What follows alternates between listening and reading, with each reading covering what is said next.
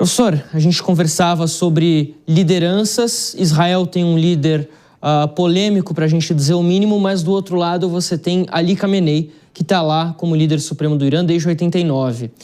Tem muita gente falando, vários especialistas avaliando que uma das possibilidades desse ataque israelense, do início desse conflito agora mais direto com o Irã, é de Israel provocar uma troca de regime no país. Isso é viável nesse momento? Dá para a gente imaginar que algo assim pode acabar acontecendo? A gente pode analisar dentro de dois aspectos, Fabrício. Podemos analisar num aspecto pró, vamos dizer, enfraquecimento, instabilidade, colapso do regime.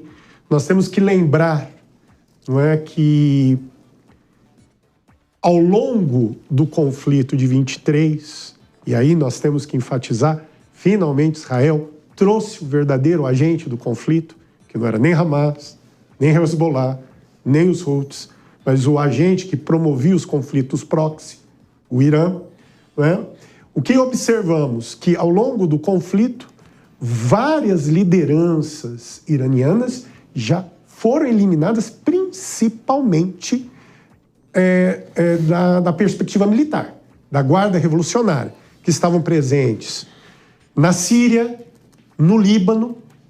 Também tivemos a morte misteriosa do presidente do Irã. Sim. Não é Vera? E aí o que acontece agora?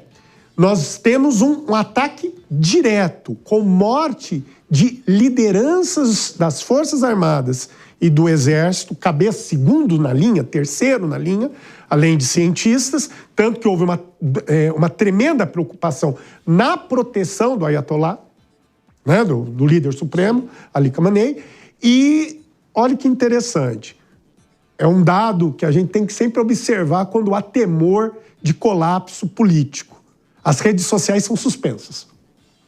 É um sinal de que há algo de errado. Há algo de errado, não é? E nós temos que lembrar também que, querendo ou não querendo, desde 2009 ficou muito claro que existe uma oposição dentro do Irã. Depois do Levante Verde, outros levantes de menor proporção surgiram e foram reprimidos. E no momento de fraqueza agora, isso pode abrir espaço. Agora, análise segunda.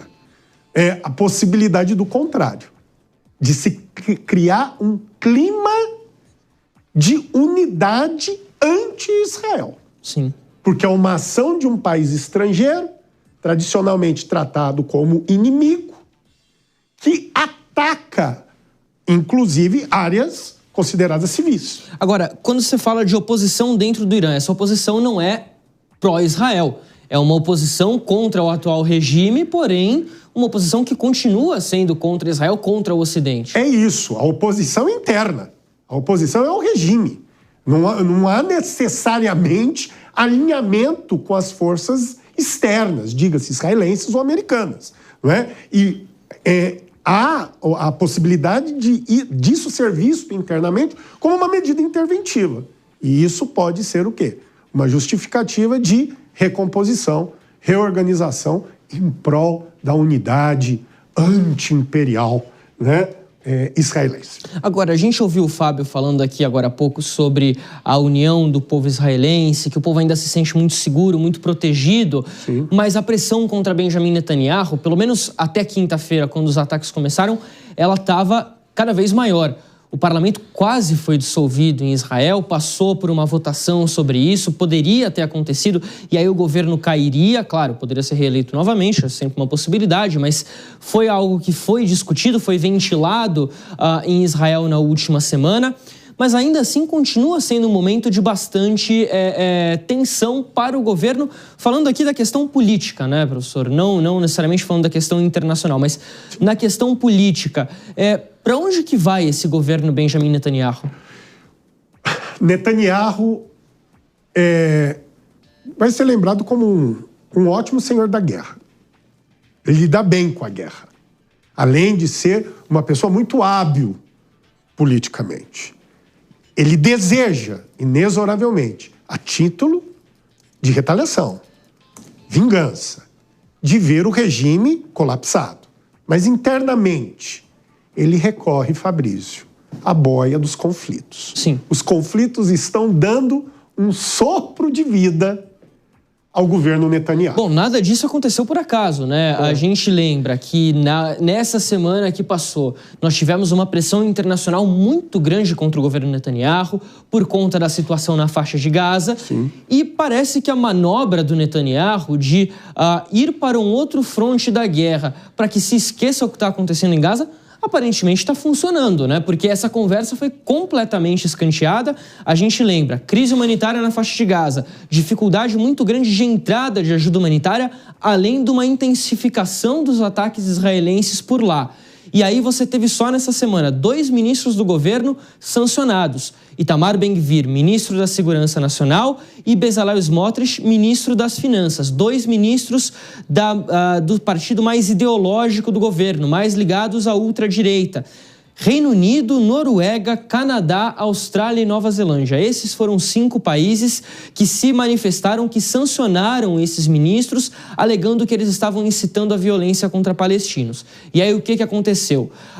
Eles tiveram uma proibição de entrada nesses 5 países que eu mencionei e também os bens congelados. Ou seja, isso é algo que desde o início do conflito não havia acontecido. A gente já tinha visto algumas ameaças, o Reino Unido já tinha suspendido a venda de armas para Israel anteriormente.